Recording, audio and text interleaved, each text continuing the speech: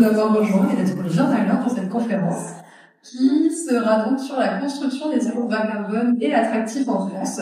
Avant de laisser la parole à tous nos intervenants que vous avez juste devant vous, on aura donc Violette Biolo d'Atout France, Delphine Camara d'Arléby, Loïc Mathieu de Visite Ouest, Isabelle Brémond de Provence Tourisme et Grégory Delahaye de Normandie Tourisme.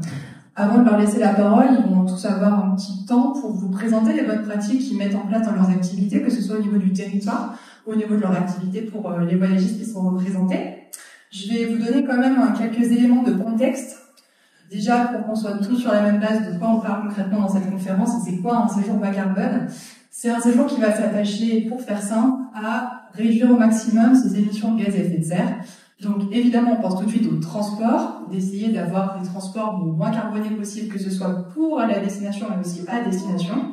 Mais il ne faut pas oublier, bien sûr, une fois qu'on est dans le séjour, tout ce qui va être les prestataires, donc l'hôtellerie, la restauration, les activités. C'est un tout qu'il faut penser au niveau de ce séjour bas carbone. Attention, bas carbone ne veut pas dire zéro carbone. Le zéro carbone, ça n'existe pas, évidemment.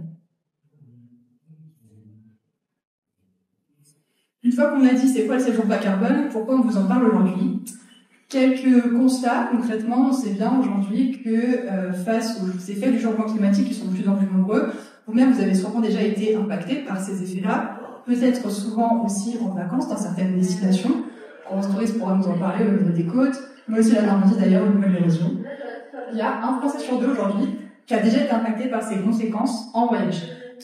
Que ce soit, donc je le disais, les glissements de terrain, la canicule, les inondations, le manque d'enneigement dans les stations.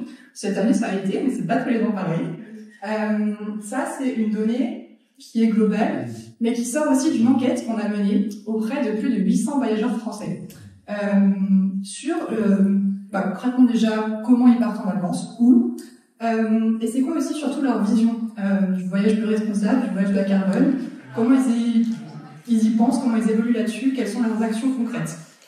Puisqu'une fois qu'on a dit que la conscience des voyageurs est quand même de plus en plus aiguisée, on va dire, sur tout ce qui est voyage plus durable et plus responsable, la question maintenant c'est de savoir, ok, s'ils sont plus conscients, est-ce qu'ils agissent concrètement pour être plus responsables en vacances.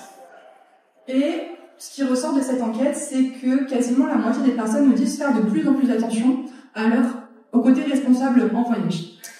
Donc il y a une demande qui est là, il y a une demande qui est quand même de plus en plus consciente, qui avance et qu'il s'agit aujourd'hui d'accompagner. Et ça, c'est vraiment aussi une action de la part des professionnels, puisque dans les tendances qui ressortent un petit peu de cette enquête, il y a cette tendance de la proximité. C'est aussi pour ça qu'aujourd'hui on parle de la destination France. C'est que dans les destinations les plus visitées, au niveau de cette enquête, top 5, on est sur de la France. On est sur Bretagne, Paris, Var, Corse, les Alpes, la Normandie aussi.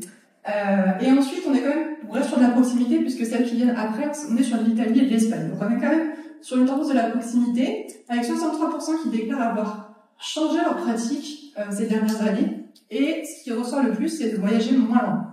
Et ce qui est intéressant de voir, c'est que la première raison de pourquoi ils voyagent moins loin, ça reste du changement personnel. La seconde, c'est le changement climatique, et ça, c'est avant. La troisième, qui est l'inflation. Donc ça reste intéressant à voir dans tout notre constat de comment on va construire ces séjours bas carbone-là pour répondre à la demande. Et ensuite, deux gros enjeux, on va dire, de conclusion de cette enquête, ça va être, puisque tout n'est pas tout beau, tout rose et tout n'est pas déjà fait, sinon on ne serait pas là en train de discuter, l'enjeu du report modal, puisqu'aujourd'hui, oui, on voyage peut-être plus proche, on va redécouvrir la France, avec des voyageurs qui sont enclins à découvrir nos destinations, mais avec la voiture qui reste vraiment prépondérante au niveau des mobilités. Et ça, c'est quelque chose auquel il faut penser et donner les clés aux voyageurs pour qu'ils puissent aussi se déplacer autrement. C'est pas forcément si simple. Il faut aussi les accompagner là-dessus. Et enfin, quelque chose qui ressort beaucoup, c'est l'enjeu communicationnel. Et c'est aussi pour ça qu'on a fait tout ce projet Très France dont je vais vous parler. C'est qu'aujourd'hui, il y a 76% des Français qui nous ont répondu, qui nous ont dit « Moi, j'ai bien envie de voyager plus responsable, mais concrètement, je ne sais pas ce que les professionnels font au niveau de leurs engagements. Je ne sais pas trop trouver des offres responsables. J'ai même l'impression que du coup, il n'y en a pas vraiment puisque je ne les vois pas. Donc comment on fait aujourd'hui pour stimuler l'offre, stimuler la demande? C'était tout l'enjeu de ce projet Très France, donc je vais passer rapidement, mais qui cadre cette conférence, c'était de pouvoir développer et promouvoir cette offre avec... Je pas le film. Avec donc l'exploration des freins, l'exploration des solutions et tout un tas d'outils qu'on a développés pour, in fine, étoffer cette offre, mais aussi pour dépasser les segmentations des métiers du voyage, puisque tout l'idée, la vision de ce projet, c'est de pouvoir mettre ensemble des professionnels de différentes catégories de métiers. Donc ici, vous avez représenté des destinations, vous avez aussi des voyagistes, mais on parle aussi avec les prestataires. Donc dans ce projet, qui a été porté par ATR, si vous ne connaissez pas, on est un réseau de professionnels du voyage, on a travaillé avec les destinations et les voyagistes qui sont présents sur la slide. Donc vous avez des représentations ici. Et c'est aussi un projet qui a été financé dans le cadre du plan Destination France avec Plate France. On a également. Je passe là-dessus, vous pouvez prendre une photo, vous retrouverez tout ça sur nos outils. Concrètement, c'est avec tous les travaux qu'on a menés avec tous ces acteurs.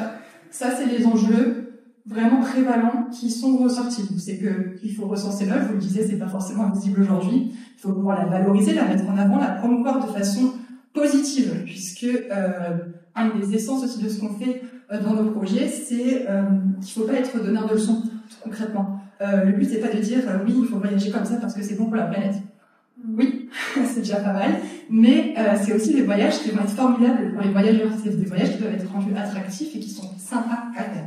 La transparence sur la communication, la structuration, il faut aussi aider les professionnels, on a dit. On accompagne les voyageurs, il faut aussi aider les professionnels à mieux structurer, sensibiliser, et la force du collectif. Et ça, c'est important puisque aujourd'hui, dans toutes nos actions, on travaille en parallèle avec différents réseaux. Donc, nous, on est à ATR. On travaille aussi avec Acteurs du tourisme durable, ATD, qui s'excuse mais qui n'a pas pu être présente aujourd'hui.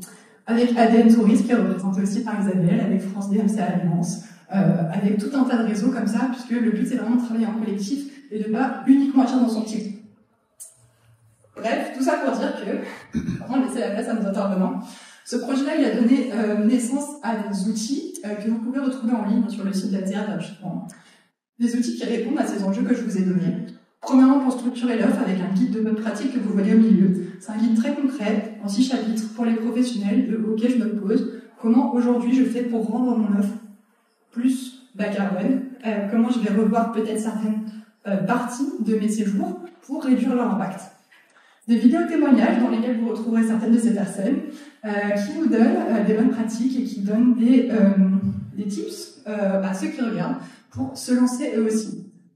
Des annuaires d'organismes engagés, je le disais aujourd'hui, on ne sait pas forcément où trouver des personnes, des entreprises qui sont engagées dans le voyage, donc des listes concrètement, des vidéos promotionnelles, des fiches destination, mais aussi donc la carte des voyages, et ça c'est quelque chose que vous retrouverez sur le site d'ATR, où on recense des voyages qui sont plus responsables, avec un filtre aussi bas carbone, voilà, pour que vous puissiez vous dire, ok, bah, ça a l'air sympa, et peut-être que pour mes prochaines vacances, je pourrais plutôt partir par là.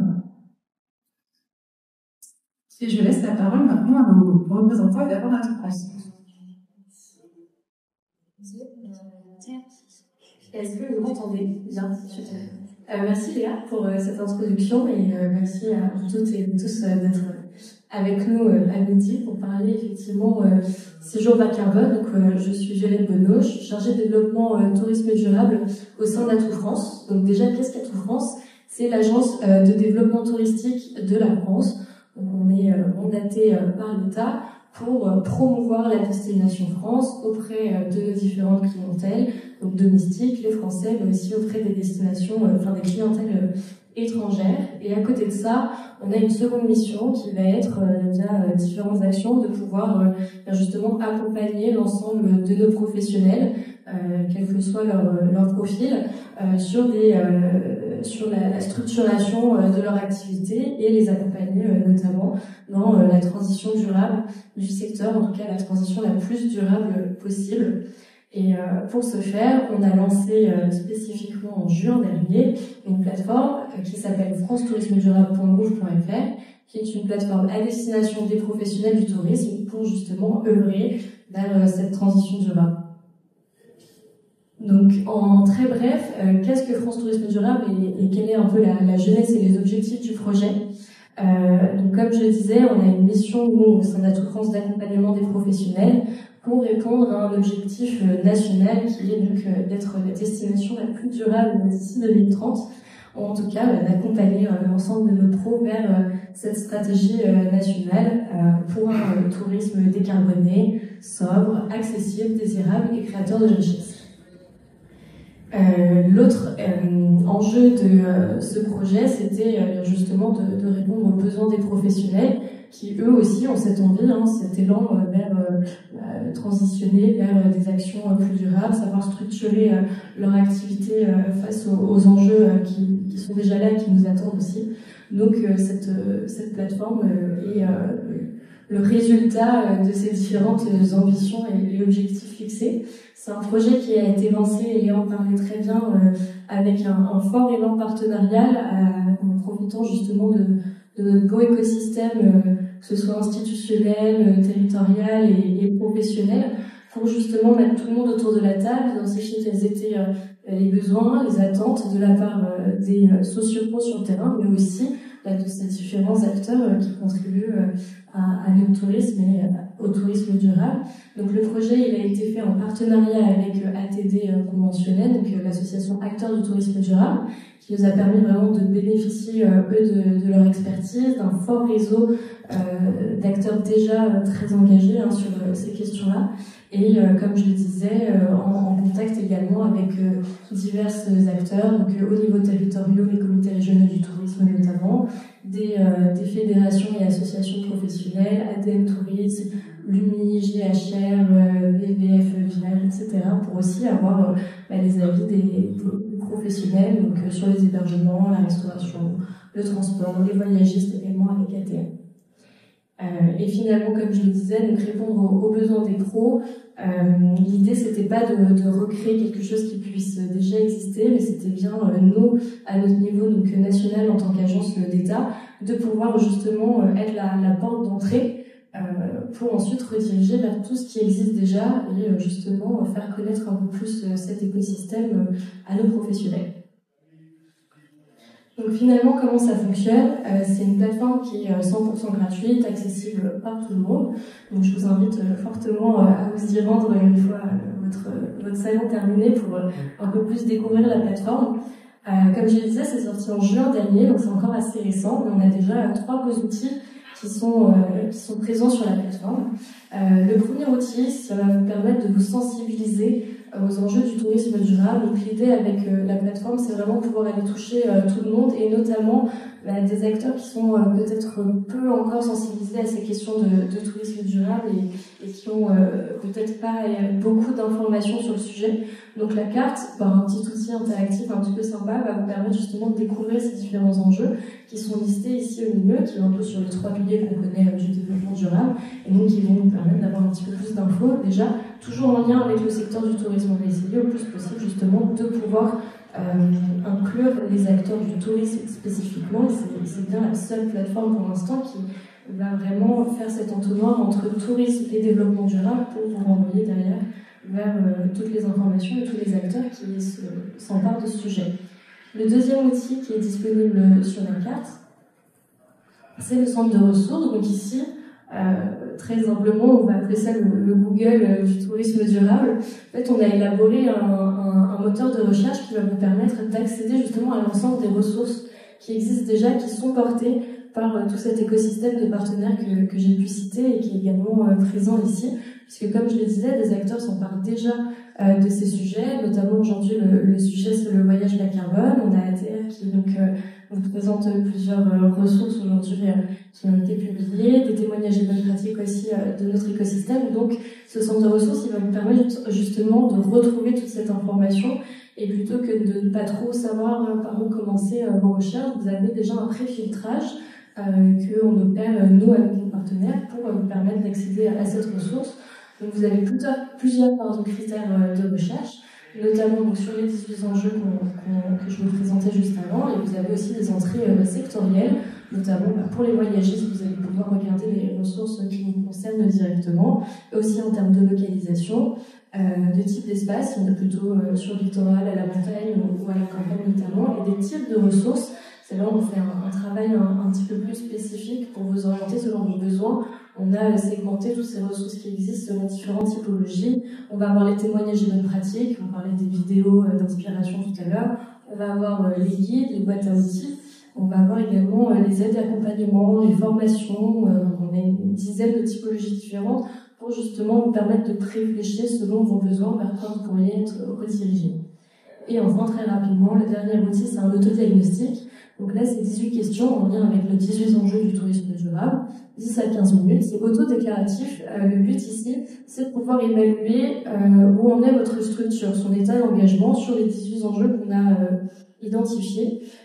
Déjà pour vous aider à visualiser finalement où vous en êtes, avoir un outil en plus pour élaborer votre stratégie et pouvoir être dirigé vers des ressources qui vous seront plus spécifiques selon l'identification que vous aurez indiquée au départ, donc de votre structure, et selon votre état d'engagement, notamment sur l'empreinte carbone ou les mobilités par exemple. Si vous y êtes encore un peu sensibilisé, vous pourrez être dirigé de manière privilégiée vers ces enjeux-là pour commencer par exemple à construire le voyage bas carbone, être dirigé vers toutes les ressources, je pense qu'on peut le présenter aujourd'hui.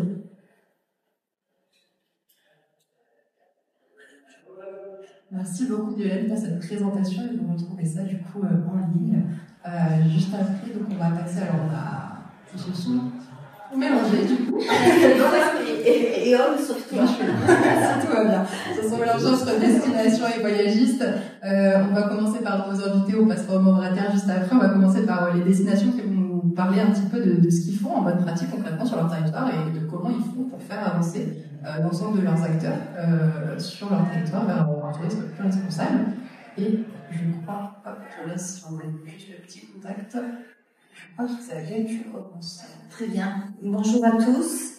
Donc, je suis Isabelle Brémond, je suis directrice de Provence Tourisme. Alors, je vais vous expliquer évidemment concrètement ce qu'on fait sur notre territoire, mais 2 mots sur le département que je représente. Donc, Provence Tourisme est une agence départementale de tourisme, donc sur les Bouches-du-Rhône, mais aussi métropolitaine.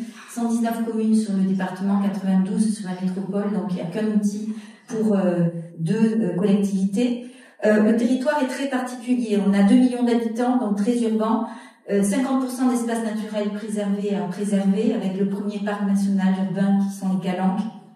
3 parcs régionaux, avec la Camargue, les Alpilles et Sainte-Baume, et un grand site Sainte-Victoire. Donc vous imaginez bien que depuis très longtemps, depuis le premier schéma du tourisme, la question du tourisme durable, elle est essentielle, puisque c'est à la fois évidemment développer le tourisme, 9% du PIB, 9 millions de touristes accueillis chaque année sur le territoire, dans le gros département du Sud, mais aussi préserver l'environnement, la biodiversité, le cadre de vie des habitants. Donc ça fait partie, j'allais dire, des priorités.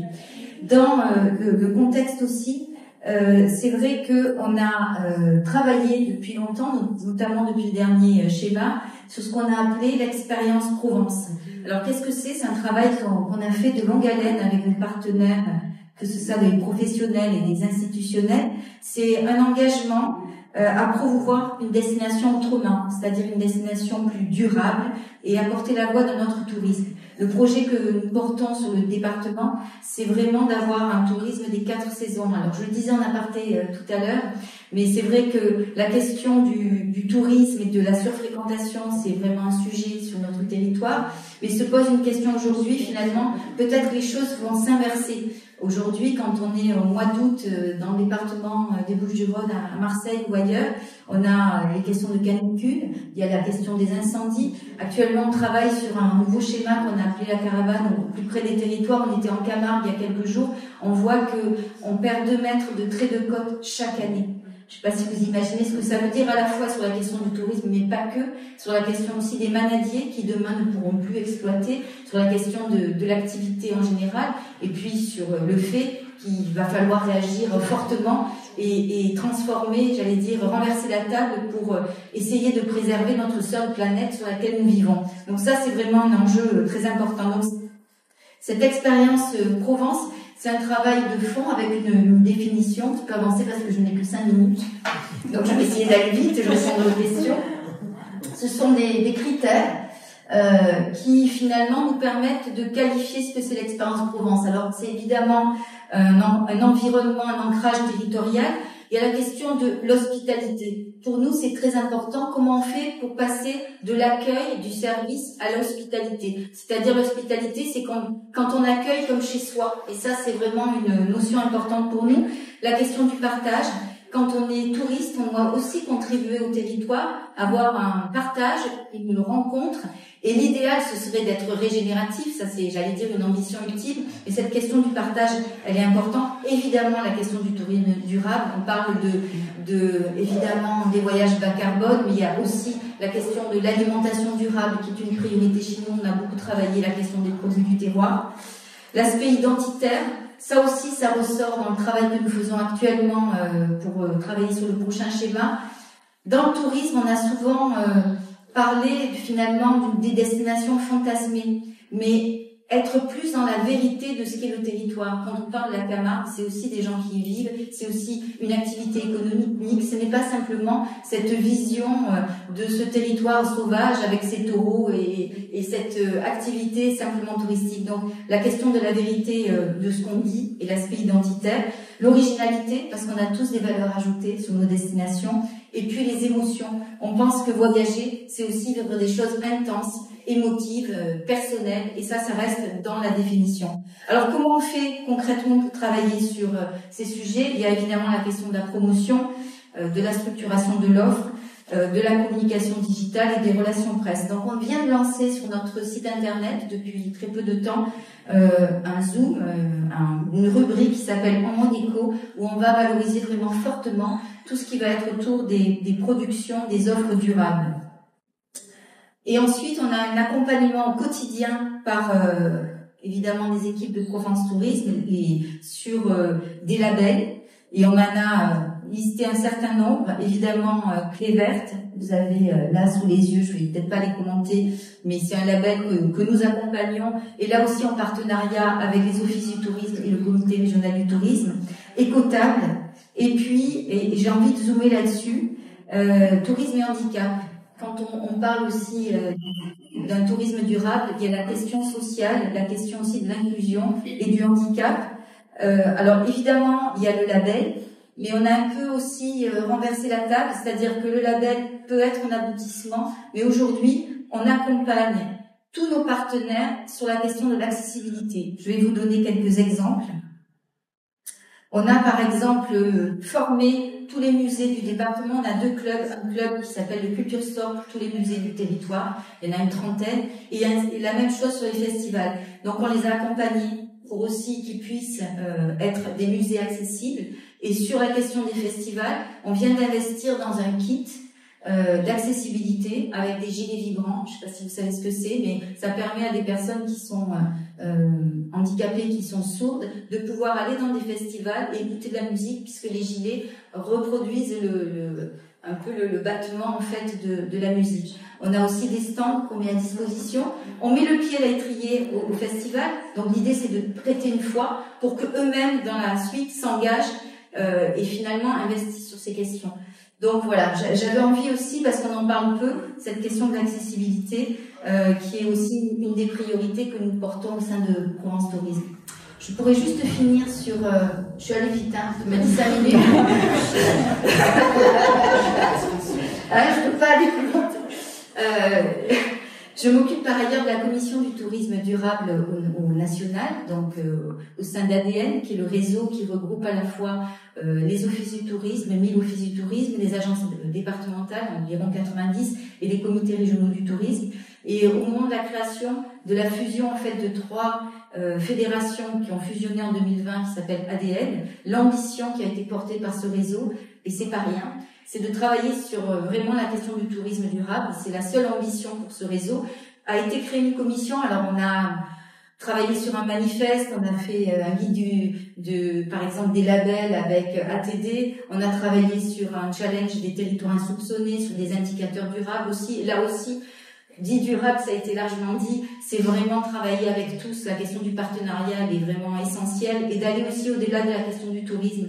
Et moi, je le vois sur mon territoire.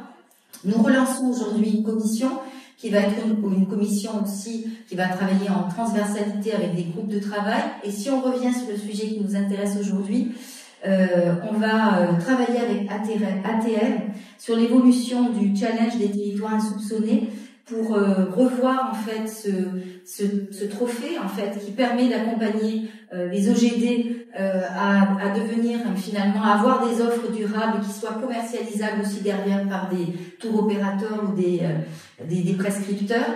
Et là, on va retravailler le cahier des charges plus largement avec ATR. On va travailler évidemment sur ce trophée et accompagner aussi avec un plan de formation pour aider tous les acteurs et finalement à progresser, à devenir meilleurs. Et pour finir, nous accueillons le forum des pionniers qui était toujours à l'étranger et qui sera pour la première fois à Aix-en-Provence, dans le département des Bouches-du-Rhône, sur le sujet de l'intermédiation en France. Donc, on est en plein dans le sujet. Je répondrai aux questions par la suite, mais je crois que j'ai un peu dépassé, mais ça va. Ça valait le coup. Merci beaucoup Isabelle. On a un très beau plateau, alors il faut qu'on fasse un peu vite, mais en effet, nos intervenants seront disponibles pendant un temps de questions, ils seront disponibles juste après. En effet, donc le Forum des pionniers dont ATR sera un partenaire cette année pour la première fois en France, comme tu l'as dit. Et je te remercie, au-delà de ce zoom qu'on fait sur le bas carbone, de parler aussi des autres critères du tourisme durable responsable, puisque évidemment, ce n'est pas dissociatif et il faut penser les trois piliers quand on parle d'un tourisme durable, et puis également le social. Et notamment ATR a rejoint en tant que membre l'association Tourisme et Handicap il y a quelques mois. J'en profite aussi avant de donner la parole à Normandie Tourisme de faire juste un coucou au fond de la salle à Dimitri de l'Office de tourisme du Nord de la Réunion, qui était aussi partenaire sur le projet Très France, parce que quand on parle de penser les séjours en France, on parle évidemment pas que de la métropole, il faut aussi se questionner sur les problématiques liées au downtown. Voilà. Alors, une petite vidéo et ensuite la parole à Grégory.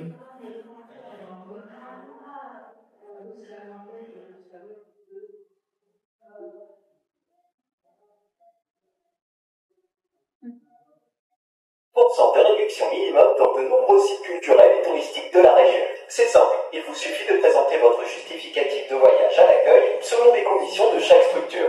Et hop, vous obtenez une réduction de 10% minimum sur votre entrée au musée ou votre activité touristique. Embarquez avec nous pour une aventure durable. Retrouvez toutes les informations sur normandie-tarif-bas-carbone.fr. Revenez au musée ou structure. Il vous suffit de présenter votre justificatif. Ça va, c'était court. Vous avez à peu près compris le concept.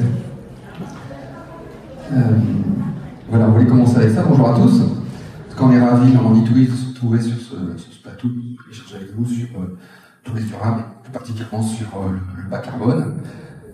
On vous a lancé la vidéo, là. Ça, c'est la vidéo qu'on a diffusée quand on a lancé effectivement ce dispositif du tarif bas carbone en Normandie. Je vous parle de ça parce que quelque part, c'est comme une vitrine, c'est ce qui est visible et c'est sur ce qui nous a permis d'avoir une prise de parole et de faire avancer les choses.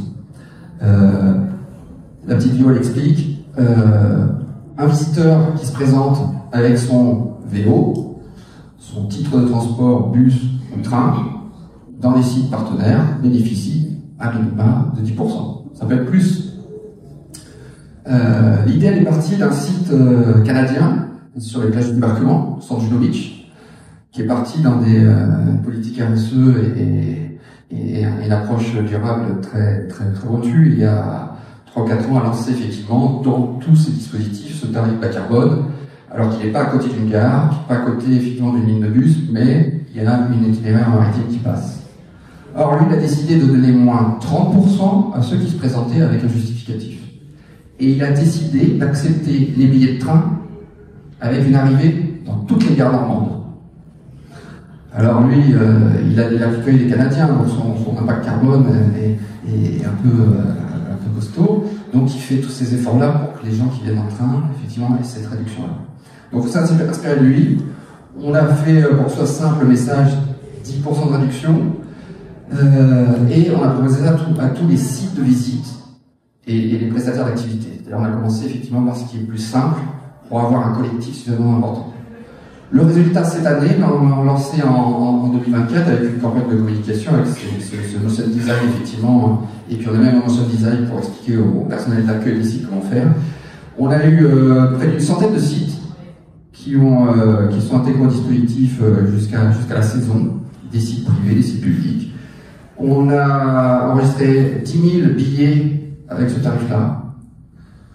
On n'avait pas des objectifs sur des quantités, hein. On voulait avoir de nombreux sites. Il y a des sites qui se sont engagés dans la démarche qui m'ont dit, moi, j'ai pas de bus, j'ai pas de carte, j'ai pas de vélo qui arrive, c'est pas grave, t'as pas grand chose à perdre, t'as pas perdre d'argent, mais viens avec nous, et on va voir comment on peut t'aider. Donc l'idée, vous avez compris, on félicite, on récompense le visiteur qui a pris le soin de se déplacer avec un transport doux ou à vélo, et là, on est super content, et les échanges dans les petits sites, dans les grands sites, dans les petits sites, l'échange est plutôt fructueux avec ces visiteurs qui ont fait cet effort-là, et plutôt enrichissant. On communique et on essaie de promouvoir le transport doux. On permet aussi de se poser des bonnes questions. Pourquoi ils ont personne qui vient chez eux en bus, en train ou à vélo? C'est parce que quelquefois ils n'ont pas réfléchi à leur parcours visiteur, ils n'ont pas réfléchi à où se trouve l'arrêt de bus, où se trouve la gare, faire des partenariats, faire comment le signalétique. C'est-à-dire qu'ils se posent des bonnes questions. Et surtout en back-office, vous allez comprendre, ces 100 sites, on les réunit, on les sensibilise, on leur permet d'échanger pour que, parce qu'on part du principe que s'ils ont embarqué là-dedans, c'est pas pour la raison que de communication, c'est parce qu'ils sont intéressés à diminuer l'impact carbone.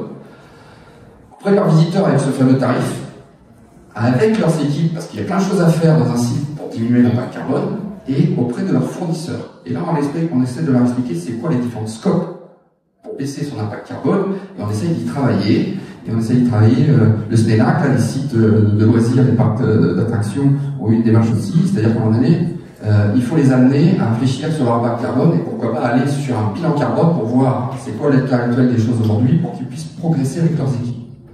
Donc tout ça, c'est les lieux de visite. Entre-temps, on a été sollicité par des événements, par des hébergeurs qui nous disent nous aussi on voudrait faire partie de l'aventure. Il faut qu'on réfléchisse. Parce qu'effectivement, il ne faut pas faire une usine à gaz où nos visiteurs ne comprennent plus ce qui se passe. Parce qu'on veut également avoir un rôle à jouer sur le visiteur pour continuer à l'encourager de faire ça. Tarif bas carbone, on est parti d'un site pour une région et plusieurs régions, destinations, on dit comment vous faites, parce que nous on aimerait bien embarquer, parce que plus on sera nombreux à sensibiliser, à féliciter notre visiteur qui fait l'effort de venir en transport doux, mieux ce sera. Et plus on aura des sites qui ensemble collaboreront pour essayer de diminuer l'impact carbone, mieux ce sera. Donc on a 100 sites. Moi, je me dis que si l'année prochaine, on a 10 sites qui partent à faire leur bilan carbone pour voir où ils en sont et quelles sont leurs marges de progrès, ça sera encore gagnant. Ça, on ne va même pas communiquer aux visiteurs ou au grand public. C'est vraiment en interne, c'est professionnel, cette affaire-là. Ça nous a permis de rajouter une brique à notre édifice de la Normandie bas carbone. Alors, on parle du séjour bas carbone, parce qu'important, c'est le voyage à destination qui doit aussi être décarboné pour que ça sert à quelque chose. Mais, aujourd'hui, on a lancé un site en 2024 qui fait 11 millions de vues, et dans la homepage, tout en haut, à droite, il y a la Normandie bas carbone. On peut faire ça parce qu'on a le tarif bas carbone, et parce qu'on a travaillé depuis 3-4 années après le Covid sur des séjours Normandie sans ma voiture, qui sont des séjours bas carbone. On se pose la question, il faut rassurer le visiteur pour qu'il ne prenne pas sa voiture. Il faut lui dire, tu peux venir, on va te préparer un séjour, des idées de week-end, des idées de séjour, des idées de vacances, des idées d'itinérance, pour découvrir sans ta voiture. On a commencé avec l'arrivée en gare et aller à pied à un hébergement, aller à pied à une visite, aller à pied à un restaurant. Donc on a commencé petit, pour être sûr que ça marche, pour assurer. On est allé tester ce parcours-là. C'est possible de le faire avec une valise, c'est possible de le faire avec des enfants. Si c'est pas possible, on ne le met pas. On a travaillé avec les offices de tourisme, avec les prestataires pour les proposer. Donc aujourd'hui, on a 70 idées de séjours comme ça, dans toutes les villes qui sont desservies par les gares en Normandie. Principalement les gares, les bus, c'est plus compliqué. Et ensuite, ces deux dernières années, on a travaillé des séjours de gare en gare. C'est-à-dire les gens qui sont un peu sportifs, ou qui sont prêts à faire des itinéraires à pied ou à vélo, ils arrivent à telle gare, ils vont traverser le pays gauche pour aller à la gare suivante, ou ils vont traverser le parti du Cotentin pour découvrir le Cotentin, c'est-à-dire on est dans l'itinéraire, on découvre plus que la ville. Et donc ces 70 idées de séjour font partie de l'offre bas carbone. Ce qui est important aussi, c'est qu'on a la chance, les régions s'occupent du tourisme avec les différents acteurs, les différentes collectivités, mais on s'occupe aussi des trains en partenariat avec la SNCF et les bus. Donc on a également dans cette Normandie bas carbone des offres, la possibilité d'accéder aux offres de train. La région a lancé un pass découverte, donc c'est-à-dire, je crois, une famille pour 20 €, vous pouvez pendant 48 heures circuler en Normandie, visiter, donc c'est évidemment incitatif pour lâcher la voiture et puis se déplacer, faire ça. Donc des offres de transport, et également on compte sur une belle offre d'itinérance à vélo. Donc on a des grands itinéraires structurants, on peut découvrir la Normandie à vélo, Donc effectivement, faciliter sur le transport, lâcher la voiture ou ne pas venir en voiture, donc pour ça, il faut proposer des alternatives. Pour se déplacer, proposer de l'itinérance et le repérer pour que le visiteur n'ait pas de soucis. Et tout ça avec ces fameux tarifs bas carbone pour construire.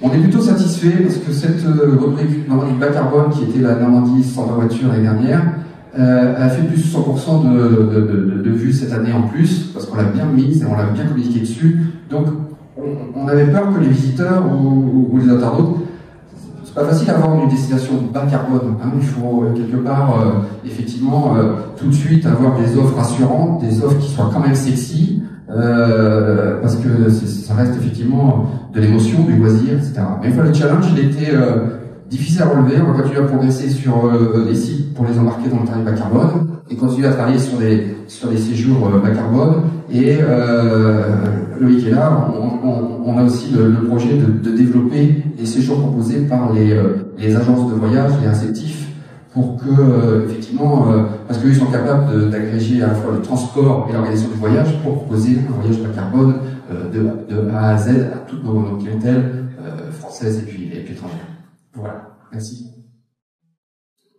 Merci Grégory. On en finit du coup avec nos témoignages des destinations qui sont présentes et vous retrouverez tout un tas d'autres bonnes pratiques de destinations dans l'annuaire des destinations engagées.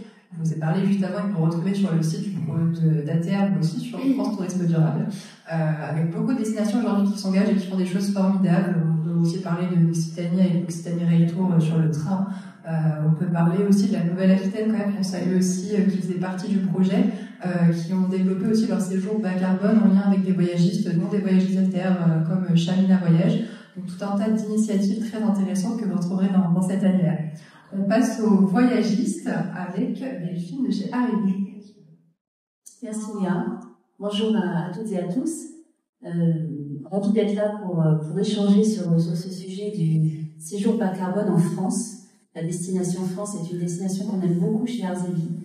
Je vais vous présenter en quelques mots Arzévi. Nous sommes, alors on fête nos 70 ans cette année. Nous sommes nés en 1955 sous forme d'association. Nous sommes encore aujourd'hui une association culturelle qui organise des voyages culturels en France et partout dans le monde. Alors notre offre France, elle existe depuis très très très longtemps, depuis quasiment la création. Elle a toujours existé chez Arzévi. Aujourd'hui, on a à peu près 200 programmes proposés tout au long de l'année à la découverte de toutes les régions françaises. Nous organisons des voyages en groupe, donc ce sont des individuels qui se regroupent dans le cadre de voyages. Et également, nous pouvons répondre à des demandes de groupes sur mesure pour des CSE ou des associations, des amicales qui nous sollicitent en direct. Nous sommes membres actifs de l'association Agir pour un tourisme responsable, ATR, et nous sommes titulaires du label ATR depuis maintenant bientôt 1 an. Et nous sommes également titulaires du statut Travel Life Partner. Travel Life est un label de durabilité internationale pour le secteur du tourisme. C'est l'équivalent du label ATR à l'international. Et par ailleurs, à côté de l'activité voyage, nous sommes aussi propriétaires de 5 résidences locatives, 5 résidences de tourisme en France. En fait, l'association a choisi de réinvestir les résultats de l'activité voyage dans l'activité à travers donc, la construction de ces résidences de tourisme. Donc nous sommes implantés dans 5 régions de France, la Bretagne, les Landes, le Vaucluse, les Serre-Chevalier dans les Hautes-Alpes et la Haute-Savoie à Samoins. Et ces 5 résidences sont aussi engagées, tout comme nous le sommes dans l'activité voyage, et notamment sont titulaires du label Clé Verte. J'aurai l'occasion d'en parler un petit peu. Alors sur la question de l'offre, puisque donc, nous, vous l'avez bien compris, on construit des voyages en France et on a le souci d'intégrer l'éco-conception en fait dans cette démarche. Le premier point qui nous a semblé vraiment très important quand on a commencé à vraiment s'attaquer à ce sujet de façon offensive presque, ça a été de se former les équipes. C'est le point de départ de toute démarche en fait, quelle qu'elle soit, à l'échelle des territoires ou des opérateurs comme nous. Il faut savoir de quoi on parle. Donc nous, on a formé les équipes de production, notamment aux techniques de calcul d'un impact carbone d'un voyage. Voilà, donc il y a des outils qui existent, il a fallu savoir comment les utiliser. Et puis, plus globalement, l'éco-conception, comment on éco-conçoit un voyage, un programme. Il y a la question du carbone, bien sûr, mais il n'y a pas que ça quand on s'intéresse au voyager responsable. Donc, quel est un peu ce cahier des charges et quels sont ces critères. Voilà, donc ça, c'est vraiment avoir une bonne vision et une bonne compréhension des enjeux. Et puis ensuite, on s'attelle à prendre des briques et à les assembler pour construire un voyage. Alors bien sûr, le transport vers la destination est le premier sujet. On a de la chance d'avoir un réseau ferroviaire en France qui est quand même plutôt satisfaisant quand les trains sont à l'heure, mais bon, ça c'est encore un autre sujet. En tout cas, on peut vendre du train pour des groupes, parce qu'il y a aussi cette problématique du groupe, quand on organise des voyages en groupe. Donc toute notre offre France s'organise avec le train qui est le seul moyen de transport qu'on propose pour aller vers la destination. Ensuite, une fois qu'on est sur place, il y a bien sûr aussi la problématique du transport. Donc nous, on veille à limiter les kilomètres parcourus en autocar. Voilà, donc après c'est plus ou moins simple, mais on veille aussi à essayer de s'entourer d'autocaristes qui ont une démarche responsable. C'est de plus en plus le cas, mais c'est pas partout le cas non plus, donc c'est une contrainte à intégrer. La marche bien sûr est privilégiée dès que c'est possible, tenant compte aussi du profil des visiteurs, puisque nous avons un public qui est plutôt senior. Donc la marche oui, la rando non, donc il faut doser, avoir le bon équilibre et le bon dosage en fonction de notre public cible. Et puis les transports en commun, bien sûr, quand on organise des escapades dans une ville, on va bien évidemment emprunter le métro ou les bus urbains, dans la mesure là aussi où ils sont disponibles. Après il y a la question de la sélection des prestataires, bien sûr, en premier lieu les hébergeurs. Donc là, dans notre cahier des charges, on veille à travailler avec des hébergeurs qui sont dans une démarche, les titulaires parfois d'un label, mais pas toujours, mais en tout cas qui puissent faire la démonstration qu'ils sont effectivement dans une démarche responsable, qui se veut être la plus responsable possible. Pareil dans la sélection des restaurants, on va privilégier la cuisine de saison, la cuisine locale, intégrer des menus végétariens, c'est autant de choses qu'on peut mettre en place.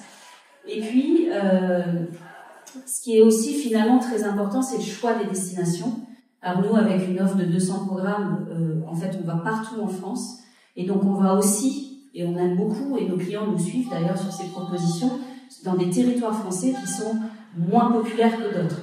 Et en fait, notre rôle, nous, en tant que opérateur, et avec cet angle culturel qui est le nôtre, c'est de valoriser l'ensemble de ces richesses qui existent partout dans n'importe quel territoire de notre pays, d'un point de vue patrimonial, historique, savoir-faire, tradition, festivités, fêtes locales, architecture, botanique, voilà, tout ça, ça nous intéresse quand on parle de voyage culturel, et c'est ce qu'on va essayer vraiment de valoriser à travers cette offre, y compris sur donc des territoires qui sont un peu hors du commun, on va dire. Voilà, mais qui peuvent intervenir. On aime beaucoup aussi, Isabelle en parlait, mais sur la partie authenticité, rencontre, échange, on cherche à s'appuyer sur les populations, les acteurs du territoire, on essaie d'intégrer des temps de rencontres, on va aller dans un atelier, rencontrer un artisan qui va nous expliquer son savoir-faire, familial, etc. Ce côté vrai, en fait, vrai et sincère. Quand on organise le voyage culturel, c'est vraiment ce qu'on recherche, mais voilà, on essaie vraiment d'intégrer ça. Et on s'appuie toujours, du coup, sur des guides conférenciers du territoire, des guides, qui sont des experts de leur destination, qui aiment leur destination, leur territoire, et qui vont pouvoir partager ça avec le voyageur. J'ai un exemple, très rapidement. La Creuse Grandeur Nature. C'est un programme qu'on propose actuellement, qui s'est pour le coup vendu très très vite. Donc il trouve son public, les gens sont très intéressés pour aller en Creuse. C'est un séjour de 6 jours, on va passer 6 jours en Creuse. Et en fait, on va s'intéresser au savoir-faire, au patrimoine naturel, au patrimoine culturel et historique. Donc, je ne détaille pas tout. Mais voilà, sur un territoire comme la Creuse, la richesse est infinie en termes de nature, culture, expérience et émotion à vivre. Et on a pu construire comme ça un programme de 6 jours, donc au départ de Paris, pour aller s'imprégner de ce magnifique territoire qu'est la Creuse. Et on en a comme ça plein d'autres, c'est un exemple. la chance, la France a cette chance d'avoir, en fait, nous sommes certainement le plus beau pays au monde, et le plus riche. Donc il y a de quoi construire et proposer des belles expériences. Et puis je terminerai donc sur la partie résidence. Donc je vous l'ai dit, on a 5 résidences locatives, 5 résidences de tourisme. Alors là, juste pour vous expliquer en quelques mots, alors il y a le référentiel Clé verte, qui est un référentiel exigeant avec un certain nombre de critères auxquels il faut répondre en termes de gestion des déchets, d'économie d'eau, d'économie d'énergie, de partenariat avec les acteurs du territoire, etc. Donc c'est ce qu'on s'est efforcé de développer à travers les initiatives mises en place dans nos résidences. Et par exemple, donc sur la partie environnement, on a mis en place du compostage dans toutes nos résidences, puisque c'est des résidences, vous savez, où les gens vont à la semaine et il y a une cuisine, c'est eux qui se font à manger. Donc il y a vraiment une question là de collecte des déchets, de tri des déchets, mais aussi du coup de compostage qu'on propose à nos vacanciers. On a mis en place un éclairage extérieur 100% LED. On est aussi sur une gestion raisonnée de tous nos espaces verts. Il y a vraiment de grands espaces autour des logements. Donc on est dans une démarche raisonnée d'entretien des espaces verts. On a mis en place des partenariats avec des ressourceries locales, puisque régulièrement, alors pas tous les ans non plus, mais on est amené à changer du mobilier, donc du matériel. Voilà, on peut mettre au rebut une centaine de frigos parce qu'on décide de changer les frigos pour X raisons. Donc tout ça fait l'objet de dons à des ressourceries du territoire qui, bien évidemment, peuvent le revaloriser derrière. On a aussi mis en place des partenariats avec des associations locales qui sont mobilisées sur la question de la préservation et la valorisation du patrimoine. Donc c'est à la fois du don financier pour certains partenariats, mais aussi du coup l'accès à ces patrimoines pour nos vacanciers dans le cadre de visites organisées où on va pouvoir valoriser les démarches mises en place par ces associations locales. De la même manière sur des associations impliquées sur la sensibilisation à l'environnement, je pense notamment dans les Landes, où on a un partenariat avec une association qui sensibilise les vacanciers sur la question de la préservation du littoral et des espaces marins. Voilà, et puis après, les achats auprès des producteurs locaux aussi, bien sûr, mais que ce soit on organise par exemple les petits déjeuners pour ceux qui veulent, sur le choix du miel et de la confiture qui va être proposé au petit déjeuner, mais aussi la blanchisserie du coin qui va s'occuper du linge, du nettoyage du linge, etc. En tout cas, voilà, l'objectif est de mettre en place ce réseau de partenaires à l'échelle locale pour que notre activité puisse profiter le plus possible aussi aux opérateurs du village, parce que souvent c'est à l'échelle du village ou en tout cas du territoire proche. Voilà, je m'arrête là. Merci Léa. Merci beaucoup Delphine. Et j'annonce également que pour le prochain séminaire AVEA, c'est-à-dire vous qui nous accueillez dans la résidence du Vaucluse, puisque évidemment on essaye un peu de mettre en pratique ce qu'on prêche. Donc de choisir des hébergements engagés, des prestataires, d'y aller en train jusqu'à au moins Aix-en-Provence du coup. Ça marche aussi. Et puis je laisse du coup la parole à Loïc. Merci Léa. Alors, donc je vais conclure ce tour de table en vous parlant de séjour en fait. Comment ça se concrétise sur le terrain, puisque donc nous sommes la cheville ouvrière un peu de ce métier-là. C'est nous qui comptons. Donc la marque Visit Ouest a été créée en 2010 et depuis 15 ans nous créons des séjours de randonnée à pied, à vélo sur tout le Grand Ouest de la France, la Bretagne, la Normandie, les îles normandes, la Vallée de la Loire, la côte atlantique, et puis là on monte un petit peu du côté de la baie de Somme et du nord de la France, où il y a de très jolis territoires à découvrir à pied, à vélo. Et puis on a également un organisme de formation qui s'appelle l'Information Tourisme, qu'on a créé il y a 4 ans avec mon associé.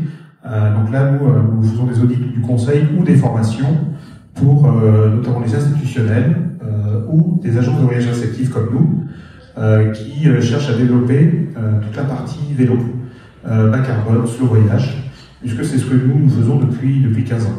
Voilà. Un petit mot quand même avant de commencer, puisque là on parle de bas carbone. C'est un terme qu'on entend depuis 2, 3, 4 ans, 5 ans. Sauf que nous, dans le tourisme, dans les agences de voyage, ça fait plus de 40 ans qu'on vend des séjours bas carbone, qu'on fabrique des séjours bas carbone. Ça fait 40 ans qu'on conçoit des séjours itinérants, en plus itinérants à pied. Donc c'est pas nouveau, c'est très vieux. Donc des fois, je ne vais pas forcément être toujours très en adéquation, mais nous, ça nous fait un peu des fois rire. Ça fait déjà 40 ans qu'on fait ce type de séjour. Alors juste un petit mot, c'est quoi une agence de voyage réceptive comme Visit West? C'est une agence qui accueille la clientèle touristique sur son territoire. Comme je vous dis, notre territoire, nous, c'est le Grand Ouest de la France. Donc nous, on les reçoit, on est réceptifs. À la différence d'un tour opérateur qui fait de l'outgoing, qui envoie les clients en dehors de la France. Donc nous, on reçoit ces clients-là, et le vélo, c'est pareil, ça fait une quinzaine d'années maintenant que le vélo se développe énormément, grâce principalement à l'arrivée des vélos électriques, qui nous permet de toucher une clientèle assez différente, puisque ce sont des gens qui n'ont pas forcément l'habitude de faire du vélo au quotidien, qui ne sont pas des grands spécialistes, mais qui veulent quand même profiter d'un séjour, on va dire, sportif, et pas l'aventure. Donc c'est également un séjour bas carbone. Alors comme le disait Grégory très justement, la première chose à laquelle on pense, nous, quand on conçoit un séjour, c'est la gare. Le point de départ et le point de sortie, c'est la gare. Sans gare, pas de séjour bas carbone, parce que les gens, forcément, ils vont venir en avion ou en voiture. Alors je veux bien aussi faire la distinction entre les séjours itinérants et les séjours thématiques. Un séjour itinérant, aujourd'hui, vous n'avez pas 50 moyens de faire un séjour itinérant bas carbone. Les plus simples, c'est à pied, à vélo. Il y a également des séjours itinérants à cheval. Vous avez également des séjours itinérants en voilier. Il y a des gammes rando-voilier qui existent aussi depuis quelques années. Donc, vous faites du cabotage, vous naviguez un petit peu le long des côtes, et puis vous faites des randonnées à la journée. Donc ces séjours-là, c'est pareil, c'est des séjours où vous avez besoin d'avoir une gare à l'arrivée et une gare au départ. L'objectif étant systématiquement d'éviter tout ce qui est, on va dire, gros consommateur de carbone. Pour autant, c'est très compliqué de ne pas utiliser parfois les taxis. Je pense notamment au transport de bagages pour les randonneurs, parce que nous, agence de voyage, quand les gens nous contactent, c'est pour être pris en charge à 100%. Donc on a aussi une prise en charge de leurs bagages, on utilise quand même les taxis. Et puis, il y a aussi des liaisons qui se font en bateau. Alors certes, c'est des liaisons collectives, mais ça nous arrive de faire des liaisons en bateau, soit pour aller sur les îles, soit parfois, si vous allez en Normandie, en Bretagne, en Morbihan, quand vous faites une pointe d'un côté et une pointe de l'autre, plutôt que de faire tout le tour, vous avez des liaisons en bateau qui vous permettent de revenir à votre point de départ. Et puis il y a également le bus qu'on utilise pas mal pour les déplacements. Donc malgré tout, ça reste quand même des séjours bas carbone, puisque au quotidien, vous marchez ou vous faites du vélo. Alors il y a quelques écueils à éviter quand on fait de l'itinérance ou même du séjour, on va dire, fixe. Il faut éviter les distances trop longues, puisque dans la mesure où vous n'avez pas de véhicule pour vous déplacer, c'est plus compliqué. Il faut aussi qu'on ait des bagages, nous, c'est ce qu'on dit à nos clients, pour pas avoir des bagages de 25 ou 30 kg. En général, c'est plutôt des bagages de 15 kg au maximum. Quand vous faites de l'itinérance également, et ça c'est très important, et c'est aussi pour ça que c'est difficile à mettre en place, c'est que si vous avez un client qui veut se déplacer sans voiture, sans vélo, sur un territoire, il faut penser qu'à un moment donné, il va prendre le bus, qui va faire une étape pour aller visiter et qui peut pas se trimballer avec son sac, même son sac à dos de 15 kg, c'est pas possible. Donc il faut prévoir aussi des consignes. En général, les offices de tourisme peuvent avoir des consignes à bagages, mais c'est pas toujours évident d'organiser ça. Ce qui est très bien aussi défini en parler, c'est que le séjour bas carbone, c'est aussi ce que disait Grégory, ce qui est facile à organiser, c'est sur un lieu fixe. L'avantage, c'est que forcément, vous avez en général des choses autour de vous. Attention, c'est pratique, comme le disait Grégory, où quand on va à Rouen, c'est facile de faire un séjour bas carbone. On va rester à Rouen, il y a plein de choses à faire. En revanche, vous ne pouvez pas forcément aller dans des endroits où, dès que vous avez besoin d'aller manger ou quoi que ce soit, il faut vous déplacer. Donc ça, c'est aussi quelque chose à prendre en compte. Voilà. C'est pour ça que je parlais notamment de la restauration en proximité. Et alors, ça, j'en parle aussi, puisque nous avons nous avons deux institutionnels ici. Ce qui est très important pour nous, c'est l'intermodalité. Aujourd'hui, si vous avez envie de faire un séjour bas carbone sans utiliser de voiture, il faut impérativement que les transports en commun soient faciles d'accès et puissent, quand vous arrivez quelque part en gare, vous n'avez pas un tram pour vous amener quelque part, c'est très compliqué de vous déplacer, vous êtes obligé de prendre un taxi. Donc l'intermodalité est très importante. Pareil, il ne faut pas que votre gare routière soit complètement déconnectée de votre gare SNCF ou d'une ligne de tram, etc. Je prends l'exemple de Clermont-Ferrand, où je suis de Clermont-Ferrand, la gare routière et la gare SNCF sont pas à côté. C'est pas évident. Alors, là aussi c'est pareil, je crois pas le langue de bois, pardon. Tu parlais des 4 saisons.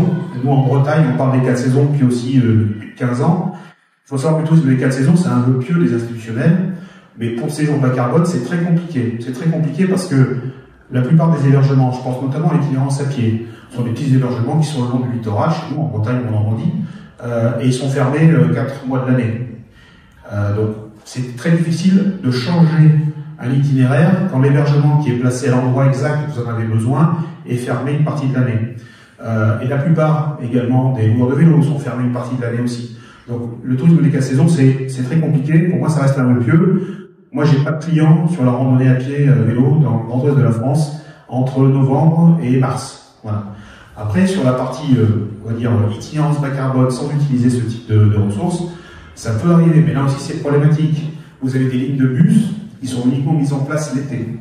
Donc, dans la mesure où c'est pas mis en place le reste de l'année, il y a plein d'endroits qui sont totalement inaccessibles pour la clientèle. Donc ça, c'est important à faire. J'ai parlé des lignes tout à l'heure, effectivement, et le choix d'hébergement, je vous en parle aussi, a une importance capitale, puisque quand vous faites de l'itinérance, votre hébergement, il doit être à proximité aussi des services. Je pense notamment à la restauration, ou le petit commerce pour prendre, notamment je pense au Carrefour Market, etc. Parce que les clients, quand ils vont faire des randonnées, le matin, ils ont besoin de préparer leur sandwich.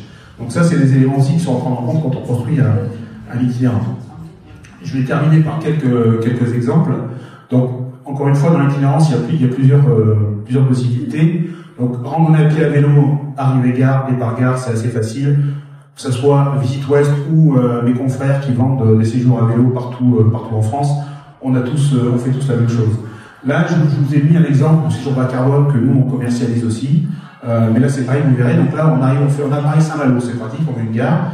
Et autour de Saint-Malo, on a énormément de choses que l'on peut faire sans forcément prendre sa voiture. On peut aller au Mont-Saint-Michel, on peut visiter l'abbaye, faire un tour en baie. Ça, on peut y aller en bus. On peut aller sur Dinard en bateau. Et faire une rando le long de la côte d'Émeraude et revenir en bateau. On peut également aller à Dinan en bus. Donc vous voyez qu'on peut faire énormément de choses sur une semaine sans utiliser sa voiture, c'est très facile. Donc là, on est vraiment sur un exemple facile. C'est encore une fois, tout n'est pas commercialisable dans ces jours bas carbone. Ça, je veux bien le préciser, c'est très important. C'est pour ça notamment que tout ce qui est hors rando, liaison train, liaison bateau, etc., sur les îles, il y a pas mal de possibilités, c'est évident, il faut que ce soit bien desservi par le train.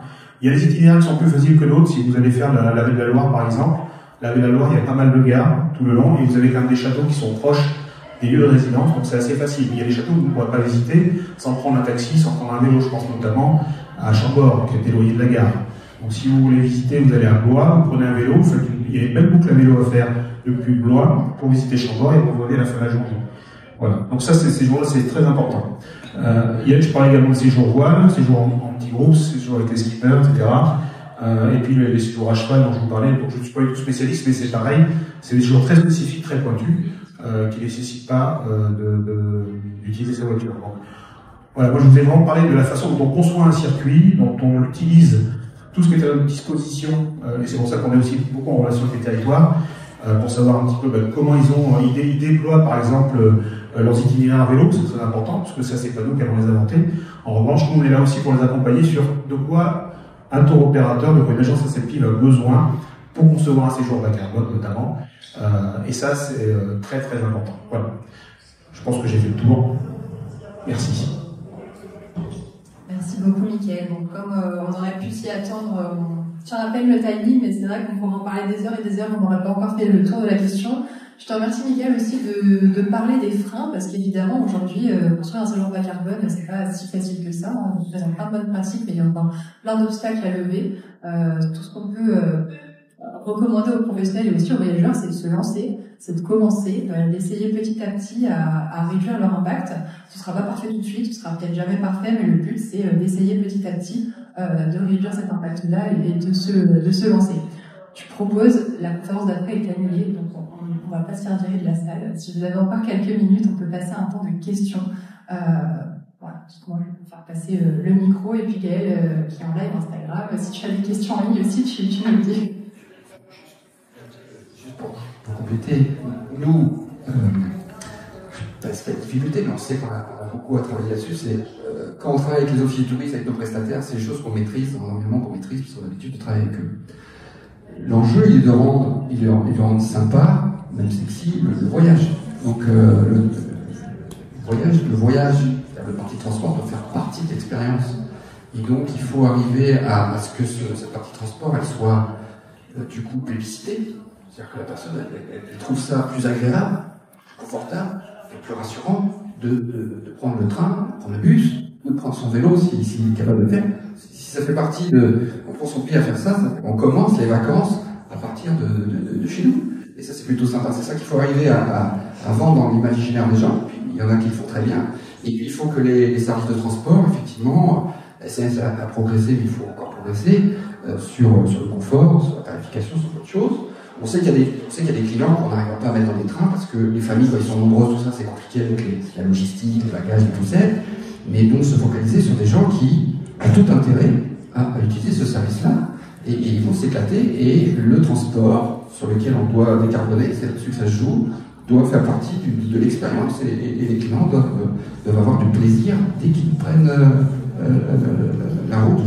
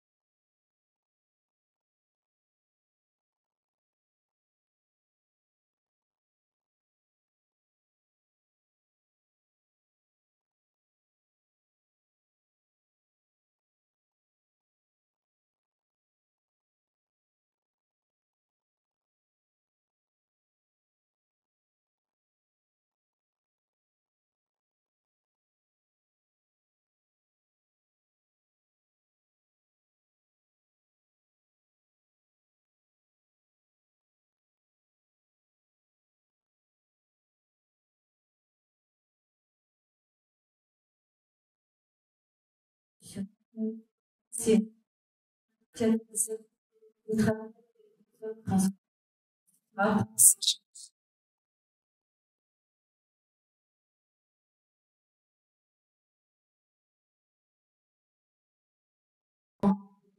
cette mobilité, exemple de Marseille, là, c'est pas parce qu'il n'y a pas de transport, j'allais dire, pour les gens qui travaillent là. Ça n'est pas forcément évident dans les directions sur ces sujets. Je travaille sur la question durable, ça sera l'écosystème.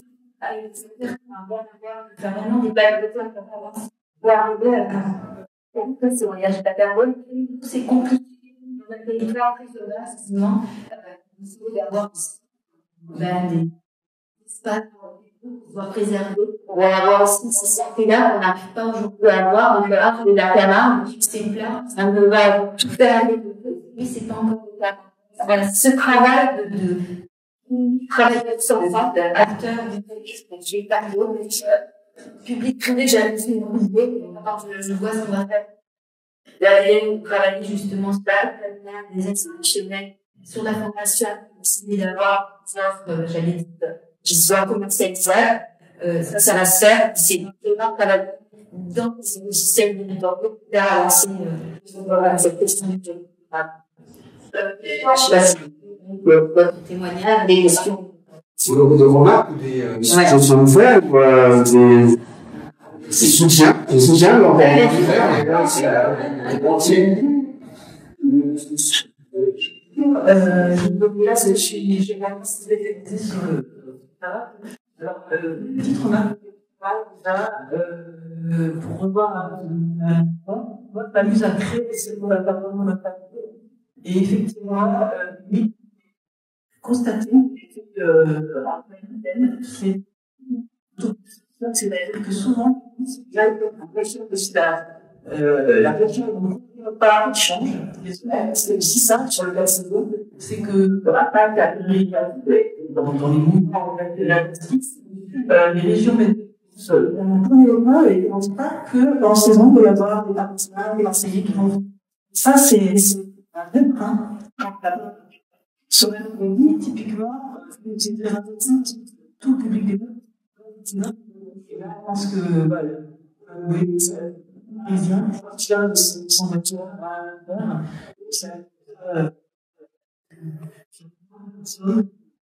le train, en Médecine, le problème des c'est un vrai et quand je pense sont tous le moment où notre débat sur les tarifs je me demande le lancement c'est sans donner une aide en région donc c'est le public qui alors c'était ça ce sont les musées qui prennent en charge leur soins. Donc effectivement il y en a quand même un certain nombre typiquement la qui est sans mettre de la gare mais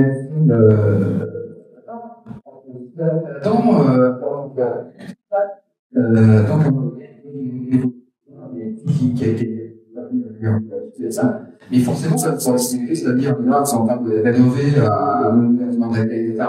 forcément, ça faut le faire. Gérer 100 000 tonnes. Ils ont s'il n'y a pas un impact sur leur terme, ça va cher, quoi. Ça va cher. Ah ouais, et de la vie, de la passer, des orgues de s'asséner. Mais au moment, on a la dernière qui va consommer la règle, et ça, il n'y a pas ça de c'était en prenant ça, tout le candidat, la communication, la copie, l'annuaire, la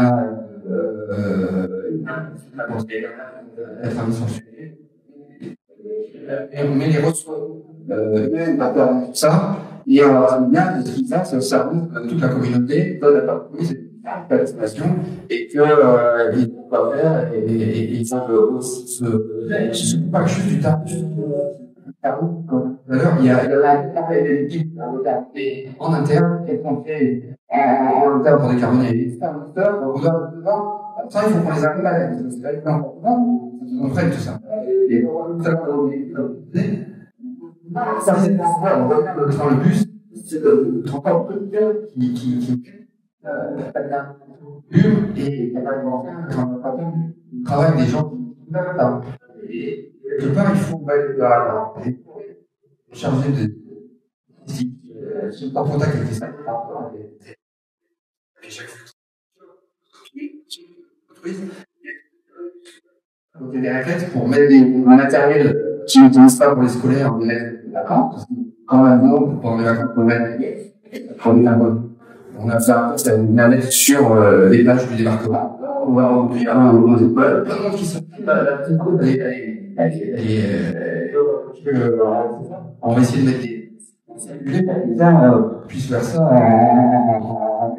Mais il faut changer les visiteurs. Tout le monde nous aide à descendre après. Ça se transforme. Ça, il faut réfléchir. C'est notre président porter mais la politique ça nous intéresse et pas forcément ça va changer leur spectre habituel. Donc c'est vraiment une bonne chose de voiture et nos amis nous savent des choses qui peuvent sensibiliser la revue les études du tourisme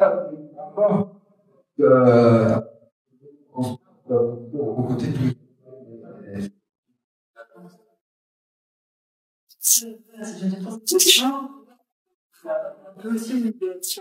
Effectivement,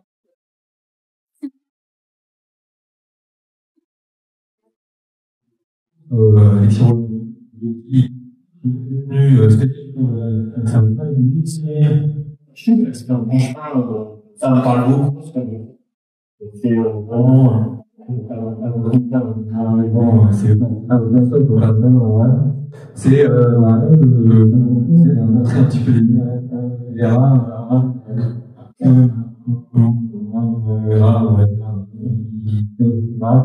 moi, je trouve qu'il faut voir un peu ce donc ça me parle de la culture du transport. Sur les contraintes voilà, le soutien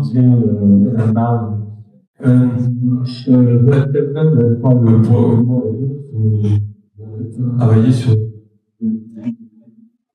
un passeport sur les pays français. Alors, les pays français,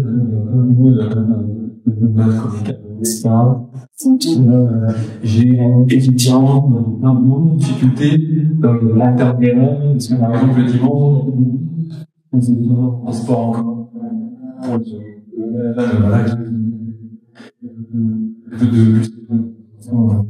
c'est compliqué, on va vendre, on dire une offre touristique, si on va forcément sur la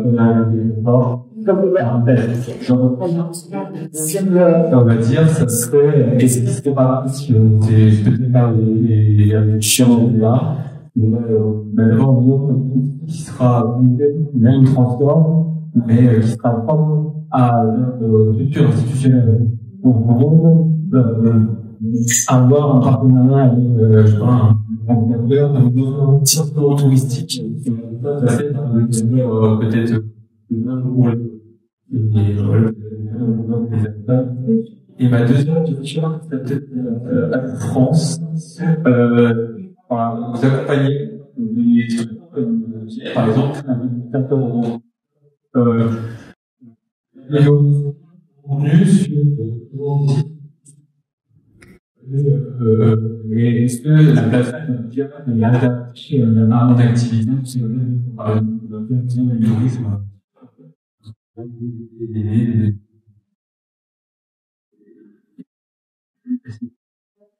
Merci. France, c'est de créateur de pratique et autres institutionnels de durable de la pensée, en tout cas c'est des éléments qui sont vous allez de la communication. Oui, je pense dans le tourisme, c'est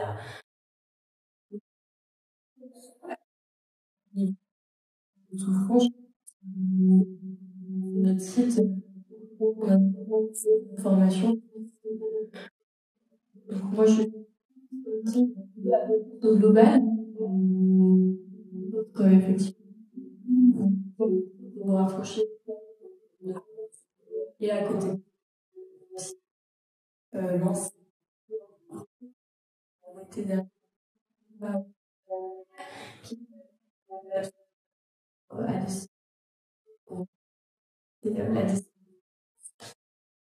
Le travail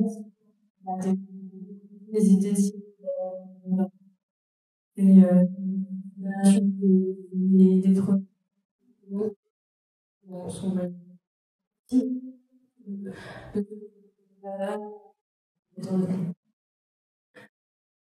et autres des liens.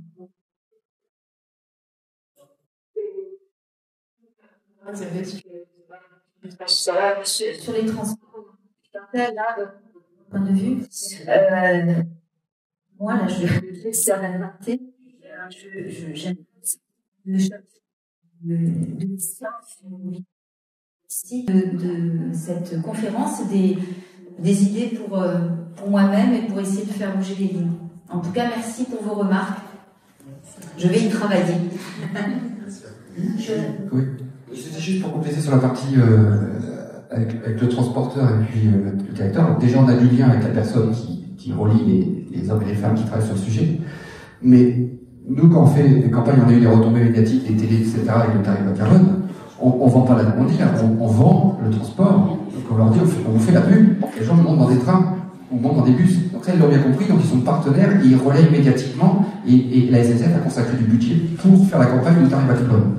Et effectivement, ce qu'on aimerait, c'est comme on a vu dans l'aérien, où Air Transat a créé un truc impératif pour faire des séjours pour vendre de l'aérien, donc en fait de s'occuper du séjour pour vendre du transport. Si la SNCF était capable effectivement de s'occuper et de vendre les tickets et de vendre les séjours en même temps du transport, il vendrait du transport. Mais effectivement, c'est vers quoi on veut aller, ou vendre des packages.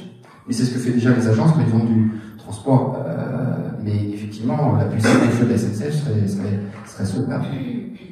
Et en complément peut-être aussi sur cette idée de tourisme mobilité, c'est l'Occitanie qui travaille en ce moment à développer des offices de tourisme et de mobilité pour justement regrouper ces deux activités et avoir un peu un pied de chaque côté. On parle beaucoup d'essayer de se lancer et du partage justement des bonnes pratiques et c'est justement en voyant que certains territoires commencent à peut-être creuser certains sujets, que ça peut nous inspirer nous et voir comment c'est possible de les décliner sur d'autres territoires ou avec d'autres professionnels. Donc c'est des choses qui commencent un peu à évoluer. On a de plus en plus de chargés de missions mobilité au sein des structures touristiques. On essaie d'aller encore plus loin avec cet aspect très territorial pour le coup des offices de tourisme qui sont sur le terrain et qui ont peut-être aussi plus de bras pour s'occuper de cette question. Mais également les petits contacts d'Instagram, si vous voulez en savoir plus, et vous retrouver sur l'ensemble des réseaux sociaux. Et puis n'hésitez pas à nous contacter aussi si vous voulez le contact des intervenants. Je voulais juste apporter une petite touche, un témoignage et une petite touche d'optimisme par rapport à un projet qui est en train d'aboutir chez nous. À l'occasion de 70 ans, on a lancé un défi au BTS Tourisme de France en les invitant à imaginer le voyage de demain qui soit culturel et responsable. Donc on a 20 classes qui ont travaillé sur ce projet-là, donc c'est à peu près 500 élèves en BTS Tourisme. Et sur les 20 projets qu'on a reçus, il y en a 15 qui sont des projets en France, puisqu'on leur laissait la possibilité de travailler sur l'étranger ou la France. 15 sur 20 sont des projets en France, et donc ces étudiants, ces jeunes, et donc les professionnels de demain, ont fait le choix de travailler pour la plupart sur leur territoire, ou en tout cas d'autres territoires de France. Et ils ont vraiment été très inventifs, créatifs, et cette question de la mobilité, ils l'ont intégrée d'ailleurs dans leur réflexion et dans leurs travaux. Voilà, et en tout cas, j'ai envie de croire que la nouvelle génération aussi, qui est en train de se former, va intégrer ces enjeux et aidera au public, on va dire, pour qu'on puisse avancer là-dessus. S'il n'y a pas d'autres questions, je remercie l'ensemble des intervenants et vous êtes revenus écouter cette conversation et n'hésitez pas à nous contacter pour en savoir plus. Pour les professionnels présents, n'hésitez pas aussi à bienvenue, venez chez ATR pour ceux qui sont professionnels du voyage, pour ceux qui sont plus largement du tourisme chez ATD ou chez ADN pour les destinations. Rejoignez des réseaux pour travailler ensemble sur la voie d'un chemin plus responsable. Et merci à tous et bonne journée. Merci.